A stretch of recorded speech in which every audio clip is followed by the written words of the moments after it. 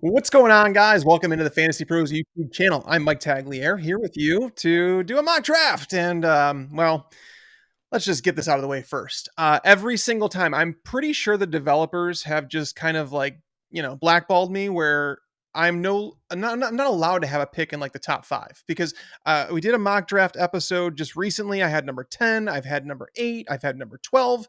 It's just nonstop. So I just can't win when it comes to this mock drafting software. But today it's for a good cause because if those who are drafting against me beat me, they're going to be upgraded with a Fantasy Pros premium membership. And just hang around the chat. Maybe we're giving away things there. I don't know. But thank you guys for hanging out with us. We're obviously always trying to do things to involve you guys and make you, I don't know, happy to be followers of our YouTube content. So thank you guys again for that. Obviously, we're going to be showcasing the Draft Wizard software today. So if you guys want to go check it out, draftwizard.fantasypros.com, you're able to see what I'm looking at right here, which is just it's a beautiful draft screen. It's a perfect way to prepare for your mock drafts. The more that you do, the better you are. Jeff Ratcliffe was on our podcast today. He said, if you go and play golf just like 3 times a year, the first time you're going to shoot 100, second time you might get it like a 98, 95. But if you practice 20 times throughout the year, you're going to get that down to maybe an 85, 88, somewhere in that range. So it's kind of like the same thing with fantasy football, where you continue to mock, continue to practice, and find what you're comfortable with. So that's what we're doing here today. So I don't want to waste too much time. I know you guys are here for the draft. So let's go ahead and get it started. Again, I got the 110 pick, which is not ideal. This is it's not ideal at all. It's a half PPR format, 12 teams. We have 1 quarterback, 2 running back, 3 wide receiver, 1 tight end, 2 flex spots, which is that's basically my default settings if you're in a 12-team league. If you want to add another running back spot, another flex spot, do that, because obviously the deeper the league, the better. And 6 bench spots. We're not going to be drafting kicker or defense today because, well, let's just be honest. I mean, we're all going to wait here. We all know what to do. We all know we're going to wait until the final 2 or 3 rounds to draft those positions. So why not get into some sleepers that we want to draft? So MJH is on the clock with 19 seconds to go, and he takes Christian McCaffrey. I mean, there's no shocker there. Christian McCaffrey and Dalvin Cook should be the top 2 players off the board in pretty much every draft that's not super flex. So no shocker there. I'm going to answer, as we go through this, I'm going to answer some questions in the chat that you guys might have while trying to maintain this draft board somehow so that I actually look at it and figure that out. Let's see. Bronco asks, hey, Tags, would you guys ever do a 14-team mock? Yeah, it's not that we don't want to, but it's just more that 14-team leagues are pretty rare, to be honest with you. I would say it's probably less than 10% of the leagues out there, whereas 10 and 12-team leagues make up the majority. So we definitely want to cater to the masses if we can, and that's the reason we haven't done it on the show. I could always bring it up and see, if that's something that we're going to do in the future, but thanks for the recommendation. Let's see. Just Tags today? Yes, Nathan, it is just me. You're stuck with me, and I'm sorry. You have to look at this mug. Adrian asks, full PPR, would you guys consider Zeke or Kelsey at number 6? It's Zeke for me. Kelsey is not a bad first-round pick, but Zeke, in terms of position scarcity and in the workhorse running backs that are getting 18-plus touches per game, they just go away very fast. You're not even guaranteed to get one in the second round to pick 6. So me, I'd go that route. I don't fault people for taking Travis Kelsey in the first round because Travis Kelsey is here's the rule. This is the way I'm going to break it down. The rule is that you cannot win your fantasy league in the first or second round. You can help yourself lose your fantasy league in the first or second round. So if you draft Travis Kelsey, are you going to lose your fantasy league because you took him? Absolutely not. His value base, if you go by value-based drafting, which basically figures in position scarcity and all that stuff, he's pretty much always a top 10 player. So, even if me psychologically, I struggle with it drafting a tight end in the first round, but if you just pretend Travis Kelsey is your wide receiver 1 and then your tight end is your wide receiver 3, you'll feel better about it. It's weird. It's a psychology thing. I don't know how to go about it. All right. So being a half PPR format, I was really, really hoping that Aaron Jones would fall to me there, and he did not. And I've talked about running back. You guys are sharp. I see it already. There's only 2 wide receivers that have come off the board. I talked about Kelsey being a safe option. I don't mind him here at all, but I'm going to take Nick Chubb because he should have been drafted above Jonathan Taylor all along anyway. And now that we have Quentin Nelson's injury, Carson Wentz's injury, it's definitely going to push Jonathan Taylor down the board. Based on the initial reaction on Twitter and what I'm seeing, not many people are going to move those guys, not going to move him down so much. I was already lower on Taylor than most. I thought he was a high second round pick rather than a first rounder. I don't believe the passing down work is going to be there. Obviously, losing Quentin Nelson is not a good thing. And then you factor in Carson Wentz being out and Jacob Eason being the starter potentially. The offense is going to be lower scoring. So therefore it lowers the ceiling of him. So Jonathan Taylor to me is firmly in the second round conversation right now. John H takes him at 112. There's a lot of analysts out there that are going to be willing to take Jonathan Taylor, take that discount and think he's a tremendous value because the team is going to run the ball more now. It's possible, but again, in a half PPR format, I'm worried about him. I think Chubb is the safer option over Jonathan Taylor, and ADP was not showing that early on. So Staphon Diggs off the board, a solid pick. Staphon Diggs is a borderline first round talent. Again, another player that's not going to cost you your fantasy league by taking him. Austin Eckler comes off the board. Not even mad about that. Now, this is where the draft gets a little interesting for me. Calvin Ridley is here. Calvin Ridley is a phenomenal pick in the second round. Calvin Ridley, arguably, I put out the boom bust and everything in between article on wide receivers out today. Calvin Ridley is almost part of that elite tier with Staphon Diggs, with Devontae Adams, and with Tyreek Hill. So now that knowing I have Chubb locked up, I'm going to take Calvin Ridley here and lock up a wide receiver one. It's going to be a long time before this comes back to me. And I know you guys are not going to leave wide receivers in the board for me. So taking Ridley here, Ridley Chubb is the start. I'm not mad about it. I don't love drafting from the 10 spot. Honestly, people ask me all the time, what's the order that you draft? I want to be as close to the top of the draft as I can. Ideally, I get a 1 or 2 pick, Christian McCaffrey, Dalvin Cook. If not there, pick 6, I think is the sweet spot for me because I'm typically able to get Ezekiel Elliott in that spot. And then I'm in the middle of the draft where I can kind of see things breaking down and kind of going back and forth. Antonio Gibson comes off the board at 204, DeAndre Hopkins at 205. Again, in boom bust and everything in between that is up on the website right now. You guys can see DeAndre Hopkins performed as a wide receiver 3 or better just 62.5% of the time last year, which is not elite. It's definitely not elite. And now you add AJ Green, who they're saying is kind of revived. They add Rondale Moore to the offense. Do we see DeAndre Hopkins take a slight step back in this process? And on top of that, no one's really talked about him since he mentioned the whole COVID thing and how he might retire early. I'm not anticipating him leaving the game. I'm not, because he deleted that tweet. I'm guessing it had to do with ownership talking to him. But Hopkins at 205, again, he's more in that next tier after Ridley, where he's kind of like a later second round pick to me. I don't think you're going to lose your league because you drafted Hopkins, so I'm not mad about that. Najee Harris comes off the board at 207. Solid pick, Brad. I like it. Someone's been paying attention to the podcast. All right, so there's the draft board. A lot of running backs coming off the board, a couple wide receivers. This is pretty standard in drafts. Honestly, there's no surprises here, guys. So I'm going to start walking through some of the questions here. Overcome tags yours and Kate Yates' chemistry is awesome. Thank you for the content. Oh, Yates is like my son. Tell him to stop biting the hand that feeds him.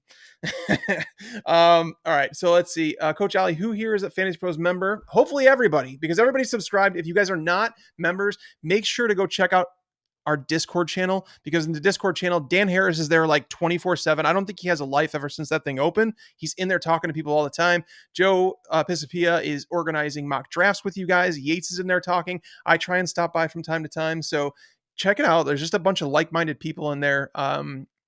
Just going through and let's see. Brian, you're the worst. Clyde Edwards-Helaire comes off the board, end of the second round. I knew drafting with you guys, I already know that I'm never going to get value in the guys that I want. Let's see.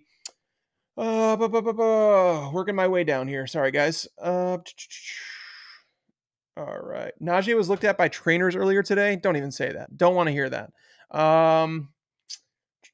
Would you trade Waddle and... All right, I'm missing Eli 2020. Would you trade Waddle and a potentially? I don't know where that's going. The dude with Saquon and Najee is solid. If Saquon Barkley plays, I think that if he plays week 1 and gets a regular workload, yes, I think Saquon Barkley, that's exactly where he should go. I moved him behind Ezekiel Elliott, considering he's still not practicing off that torn ACL. I'm worried about Saquon Barkley a little bit, guys. Again, it comes down to the idea that you cannot win your fantasy league in the first round. So take the safer option when you're torn between guys. And Barkley and Elliott were guys that I was torn between when doing my rankings. Darren Waller is the second tight end off the board by MJ. He goes with the approach, I want a top tier player at every position. He gets Christian McCaffrey, Terry McLaurin, and Darren Waller. Not bad. Not bad at all. But I personally would have taken George Kittle over Darren Waller. That's just me. That's just me. All right, let's see. Silver Rapture says he'll take Carson Monty or Allen Robinson at 30. LOL. I would not take David Montgomery at 30. Are you crazy? Is the regular fantasy rankings made by all the experts at FantasyPros? So our ECR expert consensus ranking is not just FantasyPros. It's actually people from all over the industry. We have over 100. I think it's actually over 150 analysts now that are taking part in the expert consensus rankings, and we form that into one. And we actually narrow it down. So if somebody hasn't updated their rankings in a couple of weeks, we're going to kick them out of the ECR because basically you have to stay on top of that stuff. It's getting close to the point where I'm going to have to draft, so I'm going to start looking at the cheat sheets and finding out who's available, who I want to take, and who I don't. CeeDee Lamb comes off the board. No surprise there. All right. So looking at the draft board, running backs have flown off. Wide receivers are still some there. Man, I'm going to go Julio Jones here. I don't know why Julio Jones is lasting as long as he is. You know, if you look at him and Mike Evans over the course of their careers, Julio Jones is a superior week-to-week option, consistency-wise, upside-wise, all that stuff. And now he gets an upgraded quarterback. And yes, don't tell me that Matt Ryan is better than Ryan Tannehill, because he's not. Ryan Tannehill's a better quarterback. And he's proven that over the last, ever since he took over the starting job there in Tennessee. And Julio Jones might not even be the focal point of a game plan anymore in terms of what a defense feels like they need to stop. AJ Brown is really freaking good.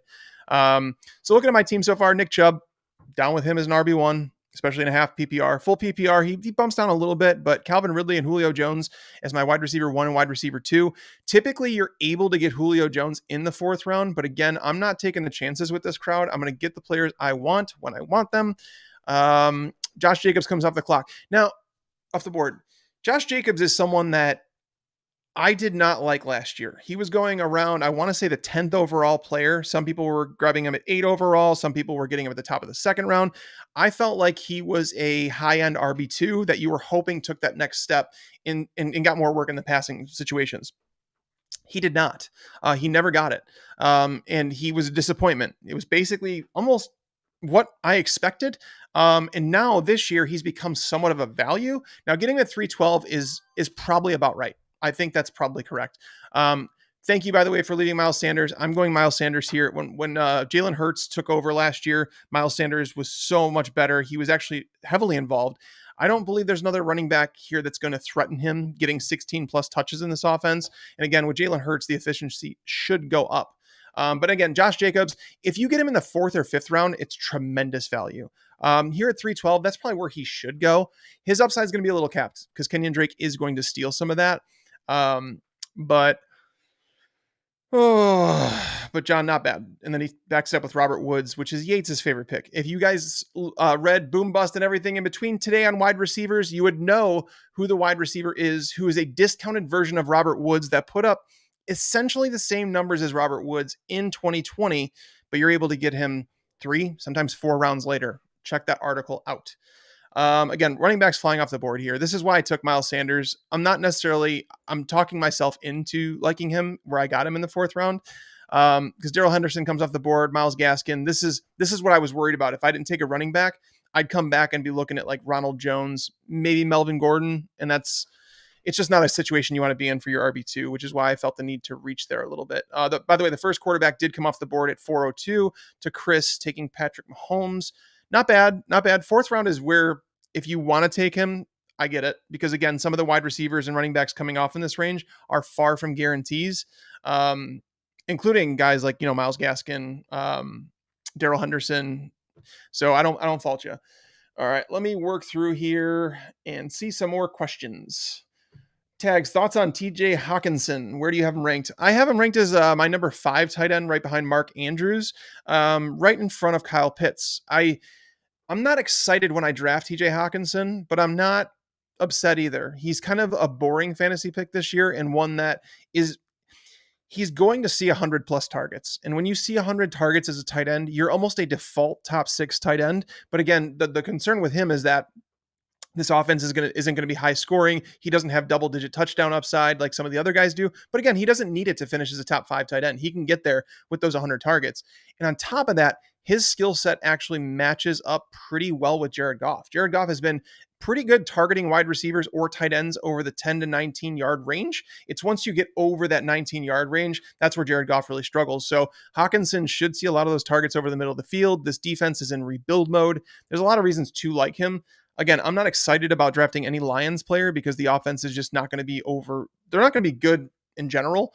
So that's basically where I'm at with it. But again, as the tight end 5, I'm cool with him. I know that a lot of times he might go tight end 4. Mark Andrews is falling further than he should. Kyle Pitts has been going in front of Mark Andrews, which I really don't understand all that much, but it's just me. Let's see. Thoughts on Saquon Barkley versus Tyreek Hill for a keeper in an 8-man PPR? I mean, in an 8-team PPR, I tend to think Tyreek Hill is probably the one I would go with. It's to get wide receivers that are seeing close to 10 targets per game nowadays is pretty tough to find. And Tyreek Hill started seeing that, especially over the second half of last year, became a consistent wide receiver. Barkley, the injury concerns me a little bit. In an 8-team PPR, what you need in 8-team leagues is you absolutely need studs. And Tyreek Hill's a stud through and through. Like, he's in the conversation for number 1 wide receiver overall. I have him number 2, but I will go him over Saquon with the questions we have about Barkley and his knee. All right, I'm getting close back up on the clock here. Again, this is exactly why I went where I did. You know, I told you guys the running backs I thought might be here: Ronald Jones, Melvin Gordon, Raheem Mostert. That's exactly where it fell. The wide receivers: Kenny Galladay, T. Higgins, Brandon Ayuk, Odell Beckham. That's pretty much the territory that should be. I am going to pull up my rankings real quick because I am torn on these wide receivers. I'm not going to say anything because I wasn't on the clock. All right. T. Higgins, that was the pick. I was just looking at it. I had T. Higgins, Beckham, then Galladay. So I am actually going to go with Odell Beckham here. Yeah. I wanted T. Higgins, Nate. So that sucks. Again, drafting with you guys, I don't expect to get tremendous values anywhere in the draft. It's just more about roster construction and understanding who's going to be there the next time. Because this is one thing important to remember. If you're drafting on one of the ends, whether it be the first pick, second pick, third pick, or 10th, 11th, 12th, those are the ones that you kind of have to reach on players a little bit. And that's part of the reasons I don't like having a pick 10 through 12. At least at 1, you're guaranteed Christian McCaffrey, or Dalvin Cook if you want him. At 2, whatever. And then from there, you do have to reach a little bit. But, I mean, you always have to think about what's the worst case scenario. All right. And I thought about that. That's when it came down to Miles Sanders. I was like, all right, if I don't take Miles Sanders here, what's the best case and worst case scenario? Best case was that Darrell Henderson or Myles Gaskin fell to me. Travis Etienne would fall to you sometimes.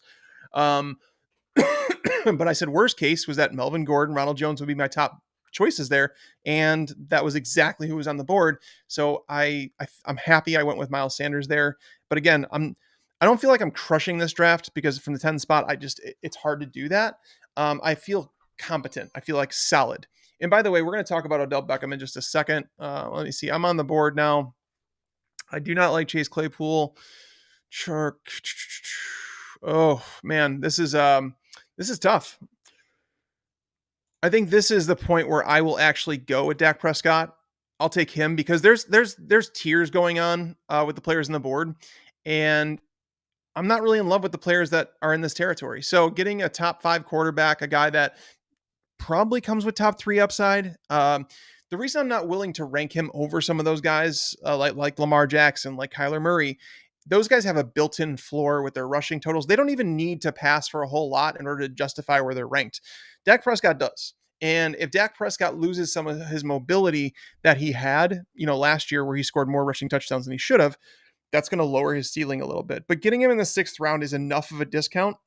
Brad, I think you got a tremendous value. I would have taken Lamar Jackson in the 5th round had he fallen to me, but obviously you took him there. But Dak in the 6th is not a bad consolation prize. Going back to Beckham. Odell Beckham, throughout the course of his career, the only time that you were able to get him outside the top 3 rounds was back in his rookie year. And obviously he started the year, I think it was on the PUP list. I think he missed the first 6 weeks of the season. And then he came out and obviously everybody learned who Odell Beckham was. But this year, okay, I got him at 5'10", which tells you he's basically a 6th round pick at this point.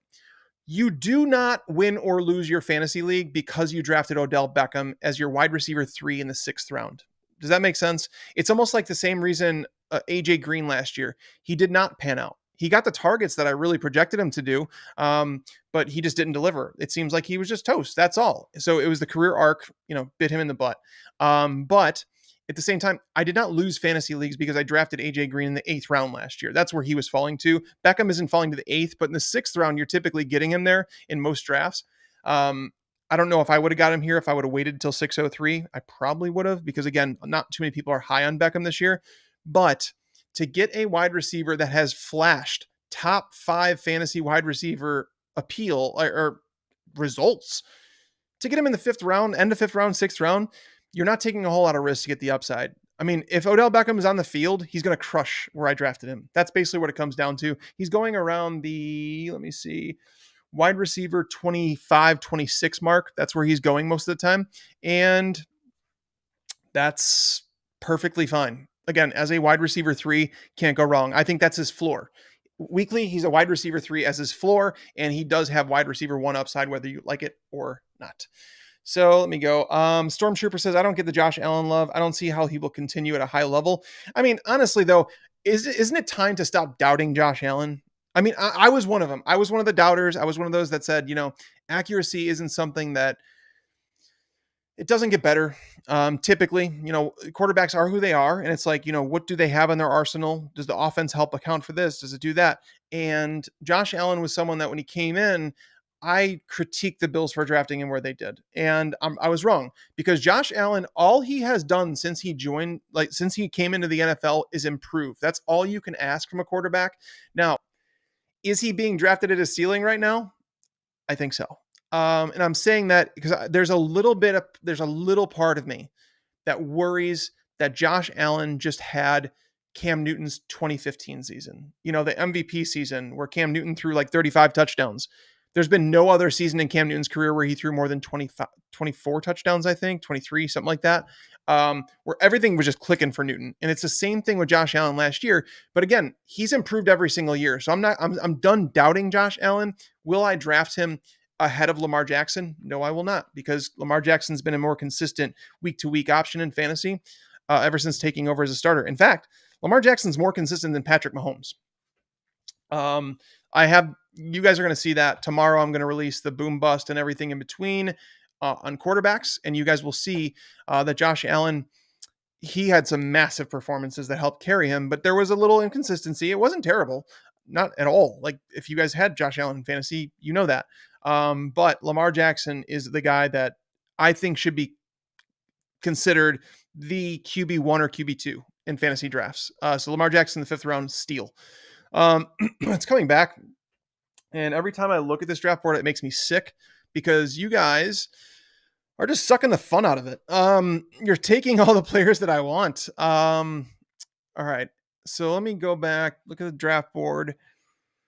All right. I grabbed a quarterback in the 6th round. It's not early quarterback approach, but it's also not, Robbie Anderson and Brandon Cooks come off the board. Okay. I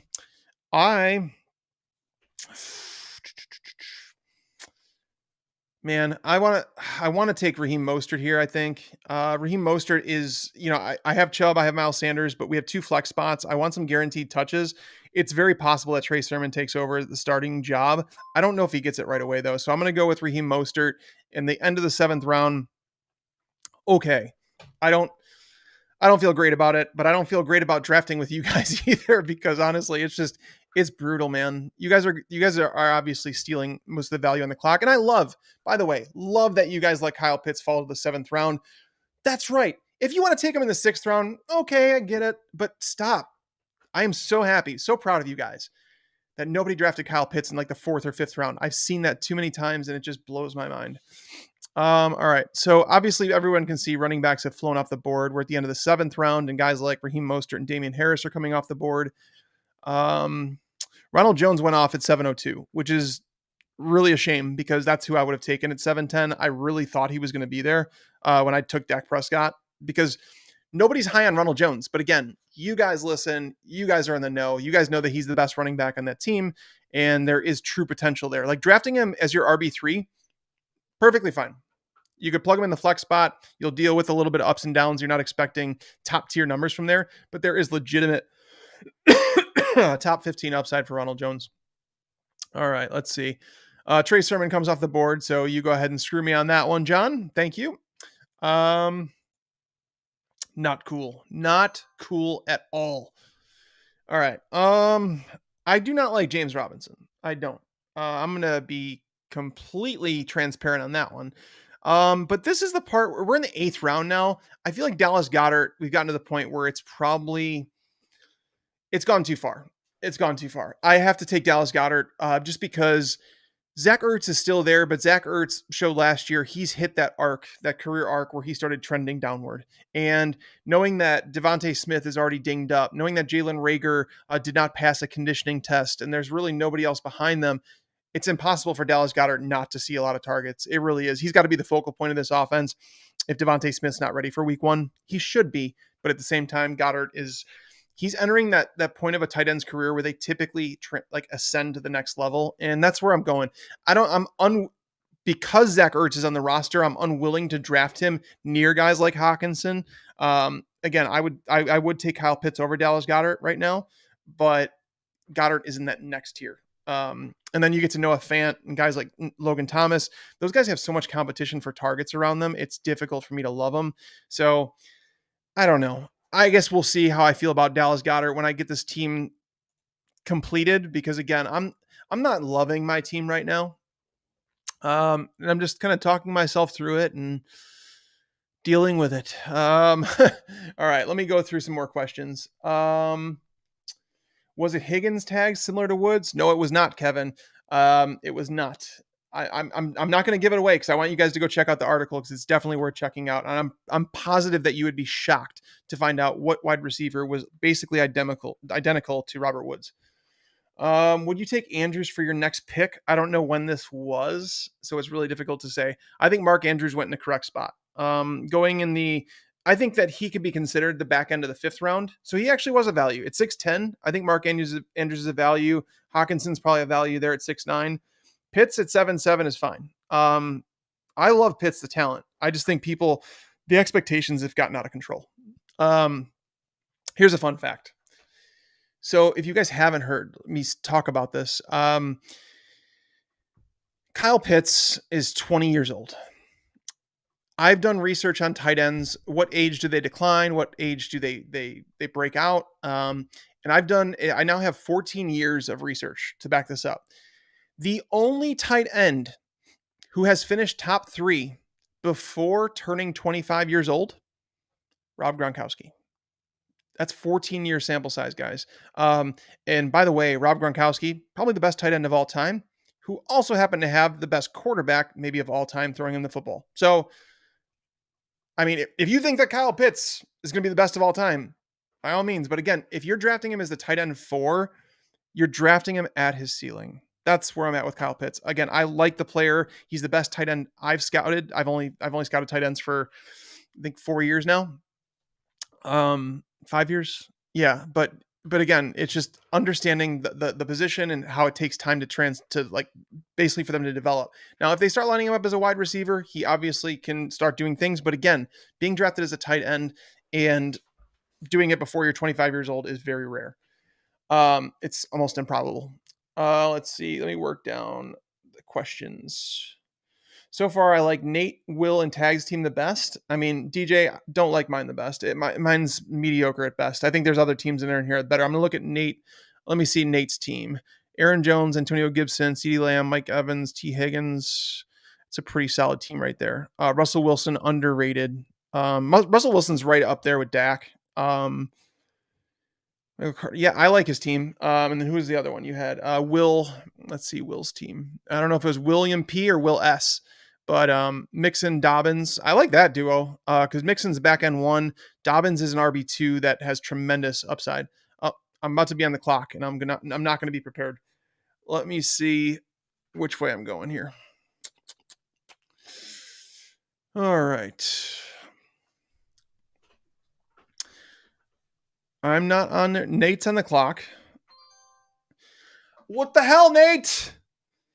Oh, Michael Gallup was literally locked and loaded as my next pick. This is the worst. Um, man, this just really irks me. I don't like any of the running backs there in this territory. This is Man, that was the worst because Michael Pittman. I'm going to talk about Pittman for a second. I'm so mad that Michael Pittman went a pick before me. Michael Pittman, or not Michael Pittman. Wow, Michael Gallup. I don't want Pittman. That's for Yates. He could talk about him. No, Michael Gallup going a pick before me is depressing because I was actually writing up. I'm doing the primer draft day edition, and I just got done writing up Michael Gallup and saying not only is he going to give you platoon weeks as a wide receiver 3 that you can kind of plug in your lineup when you know the Cowboys are going to be involved in a shootout, that's fine. But with Amari Cooper dinged up still, which by the way, he had ankle surgery back in January, still not okay. There's handcuff value with Michael Gallup. There's a reason that I've moved CeeDee Lamb up and I moved him over Amari Cooper in my rankings, not because he's a better receiver, but because he's a safer pick right now and he's ascending in his career. Whereas Amari coming off a ankle surgery, that's obviously not great. Gallup in a contract year is again having handcuff value as well. He deserves to be drafted higher than he is. So I went with Marquise Brown. Not particularly excited about it. I think Marquise Brown's a better football player than he's shown over the first couple of years, but I think he was miscast in the role that he was playing with the Ravens as their number one. He's a better complementary receiver, a guy that can stretch the field, a guy that can do some different things. And now with Rashad Bateman in tow, I believe Marquise Brown is actually going to be much more efficient with the targets that he's given. So definitely looking up for him. Now, do I want him as a starter in a 12-team format? In my second flex spot, I don't feel great about it, but it could be worse. All right.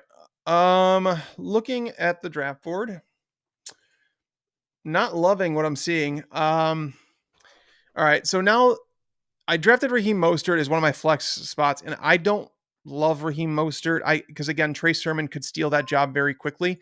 So I'm going to actually go with a running back who many thought was going to be the starting running back for the Packers this year, and that's A.J. Dillon. Obviously, the Packers decided to re-sign Aaron Jones to a long-term contract, which, it lowers the expectations on Dillon. But even if you go back to the last couple of years with Jamal Williams in this Matt LaFleur offense, you've been able to get value out of that position, a flex player. And that's the thing is basically what I'm looking for is someone to rotate back and forth between Raheem Mostert and AJ Dillon is someone that I can kind of plug in one of those flex spots. So that's basically what I'm looking for with him.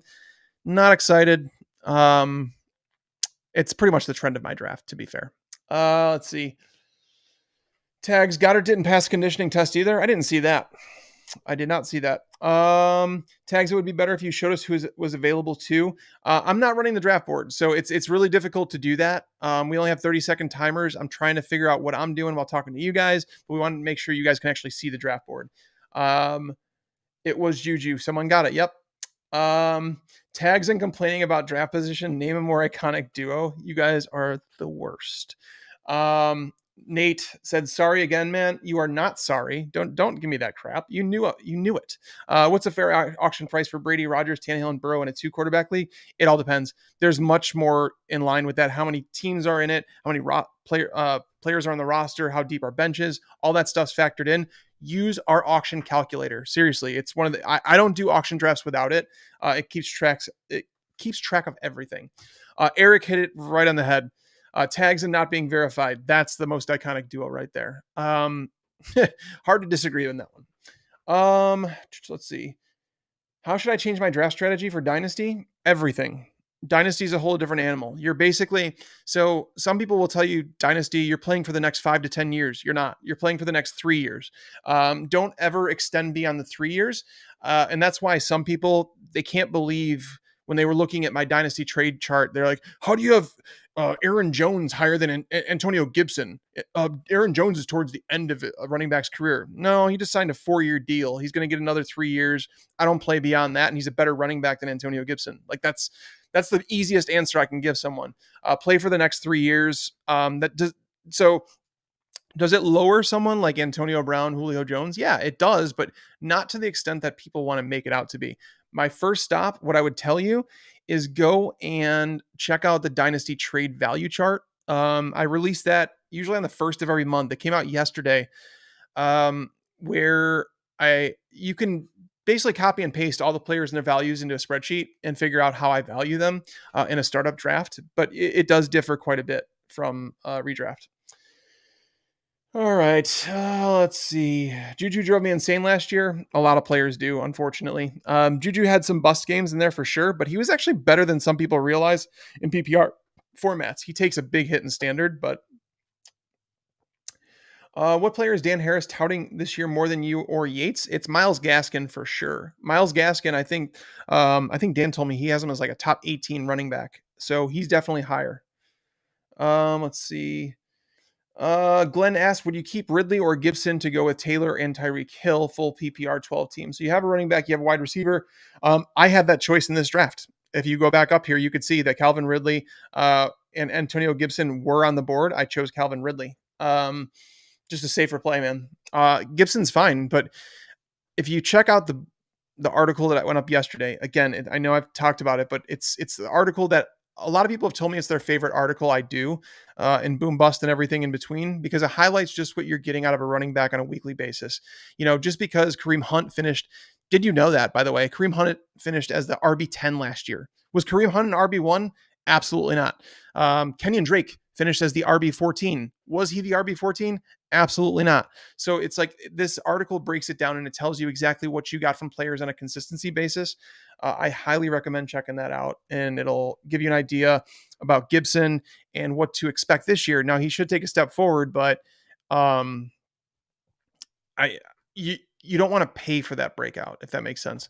Hey guys, and if you guys want to get in on YouTube chats this year, you guys have to subscribe to the channel. It's actually now for subscribers only. We want to make sure you guys are subscribed. So please do us a favor. If you're not subscribed already, do it. Click on that little red button. We've been delivering a million videos. I'm not even going to count anymore.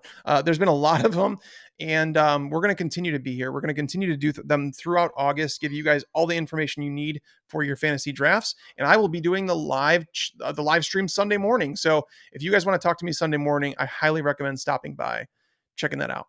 All right. I'm going to go ahead, and you guys are just too smart for me to wait on this guy, so I'm not doing it. I'm not going to wait. I'm going to take him at the end of the 11th round here. Elijah Moore. Dude is climbing draft boards, and rightfully so. He's a baller, plain and simple. All right. So where was I going? Yeah, I was saying, make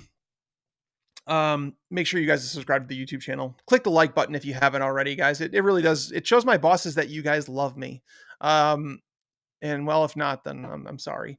I'll try and get someone else to fill in next time, but hopefully you guys do enjoy it. I know I do. So let's see. So the draft board, we're getting down into the final round. So we have 15 rounds in this draft. So it's 4 more rounds now that Henry Ruggs and Jalen Reagor came off the board. Looking at my team, I don't know. I'm at a loss for words here, guys. You guys are solid drafters. So I'm look at my cheat sheet real quick, because I want to make sure I have a decent pick ready to go when I come on the board. Again, you guys are going to know my players, and it's really killing me. All right, I got a couple players lined up in my queue. Let's see if they actually fall to me. Actually, one definitely will. Now, Darrington Evans at 1201. That's the earliest I've seen him go, John. All right. All right. I'm going to go with James White. James White is someone that's probably being a little bit undervalued. People talk about Damian Harris having potential breakout value, and he's not utilized in the passing game. Even if Mac Jones were to take over, this is going to turn into a Tom Brady style offense, and you're going to see James White utilized the way he was with Tom Brady, catching passes in the flats. They don't have a lot of go-to options. They don't have that name brand wide receiver like Julio Jones. So James White, undervalued, especially in any form of PPR. I know I'm going to regret this, just because I know exactly what's going to happen by the time my next pick comes around. I'm going to be mad. So I'm bracing for that now. Why Julio over Cooper if healthy? Because we don't know if Cooper's healthy. He's still on the PUP list. He hasn't come off yet. Nick, you have Julio 20 at wide receiver. I don't know why. Why do people hate Julio Jones? I can't get into it. When people hate on Julio Jones, it literally puts me in a bad mood. I can't do it. Let's see. If you don't love your team, what is the one thing that you would do different? There's not much I could do, to be honest with you. And this just comes down to me being a value-based drafter. A lot of people are okay with the 10 spot because they're going to grab their guys, they're going to reach, they're going to do that. I am a value drafter. Basically, I'm going to take value when it's presented to me. And a lot of the guys that I find as values in fantasy drafts are not falling to me in this draft because, again, I'm drafting with people that essentially know exactly who I want and when I want them. That's the problem. But most of the time, you are the only expert I listen to, Tags, but I indeed do not love you even a little bit. Well, I love you. Okay, so deal with that. I'm gonna get your name tattooed on my chest tomorrow. Kyle asked, it's his wide receiver 5. I doubt he minds. I don't know. James says, what's up, Tags? This is my first year doing a 2-quarterback league. What's your advice? Watch the draft board. 2-quarterback leagues they're so much fun, but they're so different. And you have to be able to adapt, be fluid in your drafts, like water. Kind of like be willing to adjust your strategy as you go through it. I would say practice mock drafts a ton because, again, you could draft against ADP, you could draft against experts in the draft wizard, which will give you a different range of possibilities, different range of outcomes. Because honestly, I've been in drafts in 2-quarterback drafts where you might see 1 or 2 quarterbacks come off the board in the first round. I've been in some where you'll see 5 or 6 come off the board in the first round. You kind of have to play it by ear and decide what you want to do. It's so difficult. But it's more important than any other league. You have to be able to adapt and say, hey, I didn't plan on taking a quarterback in the second round, but they're flying off the board. I don't want to be stuck with, Matt Ryan is my QB1. So therefore you might be forced to grab a quarterback and say, okay, if quarterbacks are flying off the board, I'm going to go with that. But it's only because you're going to get better value later on because everybody's taking quarterbacks. So it's just practice the mock drafts, trust me, and realize how you like the build of your team. Are you comfortable with Ryan Tannehill as your QB1 and then Ryan Fitzpatrick as your QB2? If you are, your roster is going to be stacked in so many other spots. So I'm not opposed to that. And again, I knew it. MJ stole Jacoby Myers. I'm usually able to get him in the 14th, 15th round. But again, in this crowd, I knew it was going to happen, so I'm already mad about it. Don't want to talk about it.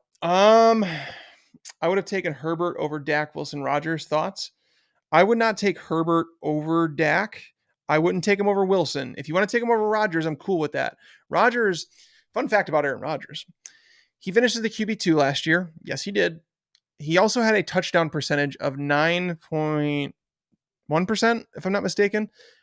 If you were to dial back Aaron Rodgers' touchdown percentage to his career rate, which was 6.3%, that is elite. That, like, the league average, I think, is 4.8. 6.3 is still elite. So if you dialed back his percentage to 6.3, Aaron Rodgers would have finished as the QB 10 rather than the QB 2 last year. So dial back expectations on him. But Dak in that offense with those receiving options, William C., you are dead to me. I don't know how else to say this. Let's see what players are on the board. Which one? I gotta go to my cheat sheets here, guys. You guys have not left me anything. This is brutal.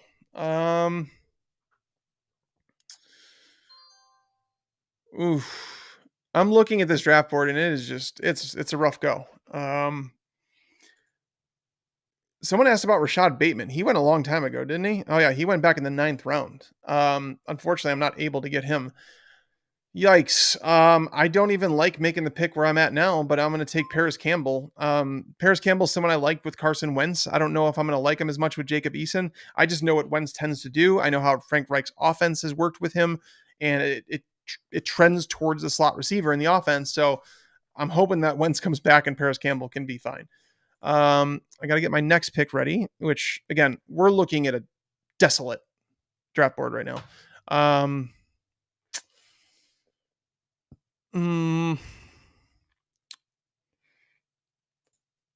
right. So, guys, the running backs that are available at this point in the draft, I mean, it's pretty ugly. I feel like you're reaching no matter what you do there. So Tevin Coleman goes to Chris at 13-11. That's probably one of the last running back picks I want to make. Tevin Coleman, he's going to be a starter in week 1. It's not ideal. But he is going to be the starter in week 1. He's eventually going to lose the job to Michael Carter, but you have a starting running back for the start of the season. So if you want to do like a zero running back approach, grab Tevin Coleman in the later, or a modified zero, whatever you guys want to do. If you want to grab like a Trace Sermon and you're worried about him not having the job at the start of the season, Javonte Williams, you can start Coleman if you want, and then kind of just obviously get rid of him as soon as Michael Carter starts getting a bigger role, because Michael Carter is the better running back. All right. So I'm not a fan of Evan Ingram, but to get him, well, you know what? I'm going to go true to my projections. My projections tell me that Adam Troutman is going to be a top 15 tight end. I'm going to take the shot on him. One of the last picks that I'm making here. It's like, if he doesn't pan out, I can cut him. That's okay. I already have Dallas Goedert. It's okay. All right. Let me see here. I'm going to try and scroll down. Who's your prediction for this year's James Robinson, undrafted to league winner type? Well, DJ, that doesn't really exist. You don't find undrafted running backs that are league winners. You just don't.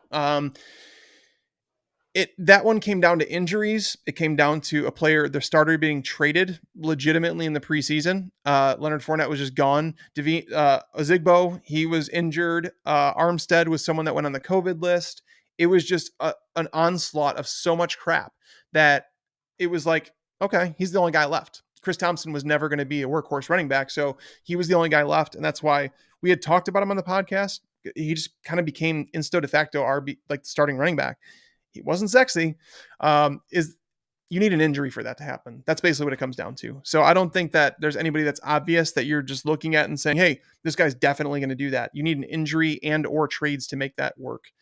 Let's see. Draft board. My throat is, I got to stop talking. All right. I was going to take Evan Ingram, by the way, but I was like, no, I'm grossed out. I don't like drafting Evan Ingram, but in the 14th round, okay. Kenny Golladay left practice today hurt, so that's something to watch. Can you discuss Goddard over Tunyon with Ertz still on the Eagles? Yeah, I mean, going back to last year, I mean, Tunyon is someone that's moved up my rankings. And if you want to take him over Goddard, I guess I understand it, but I'm not going to do it myself because it really comes down to opportunity. Tunyon last year, fewer than 6, I think it was 65 targets. No other tight end finished top 20 with the target in the target range that he had. None. So if you looked at actual opportunity in terms of where he was targeted on the field, all that stuff, he should have finished as a tight end 18 last year. Instead, he finished as the number 3 tight end. No other tight end based in terms of, that's an article I did on which tight ends were better or worse than expected. And what it does, every target that a tight end gets, I did this for running backs, wide receivers, and everything, every carry, every target, they all have an expected fantasy outcome depending on where it takes place in the field. A target on their own 20-yard line isn't worth as much as one on the opponent's 20-yard line. It's not as worth as much as one on the 5-yard line. Based on the opportunity he received, he finished 15 spots higher than he was expected to. No other tight end in the league finished more than 6 spots higher than they were expected to. So even if he had finished as the tight end 11, it would have been a massive thing to overcome. Now you add a familiar face with Randall Cobb back to Aaron Rodgers, and I just don't know where the increase in targets come from. Now, can he get a few? Sure, but he's definitely not going to be as efficient. That's 100% going to come down to earth. So he's one of those guys that's more reliant on touchdowns, where Dallas Goedert's going to be a more consistent, reliable week in, week out guy because he gets more targets. That's all it comes down to. Let's see here. I'm about to make my last pick.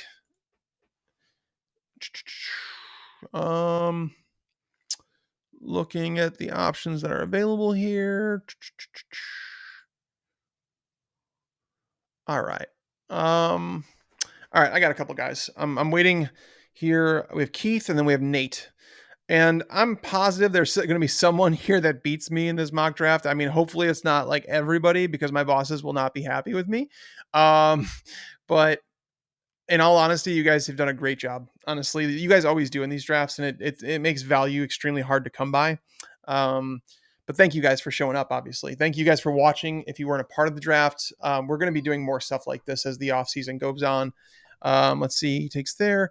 All right, so me, I am going to take the player I just talked about, Randall Cobb. Randall Cobb going back to Rodgers. Again, I don't think that he's going to be a smash play. I know some people are saying he's a wide receiver 3 right away. If you go back to his time with the Packers, the last 3 years he played with them, he was like a 600-700 yard receiver type, 4 or 5 touchdowns. That's basically the range he was in. Does that change with the floor there now? I don't know. I don't think so. But Rodgers does trust him. He could be like a discounted version of Jarvis Landry, basically. Not going to win you your league, but he's a stable presence at the end of your bench. So taking him at 15-10. And by the way, Chris, Terrace Marshall was the other player I was considering there. Marshall's the upside play. Marshall was the one that could potentially pop off, though he would need DJ Moore and or Robbie Anderson to kind of step out of his way in order to shine. But still, that's a good pick at 15-11. John is about to make the last pick of this draft, and we're going to find out that I am terrible. This is, look at this.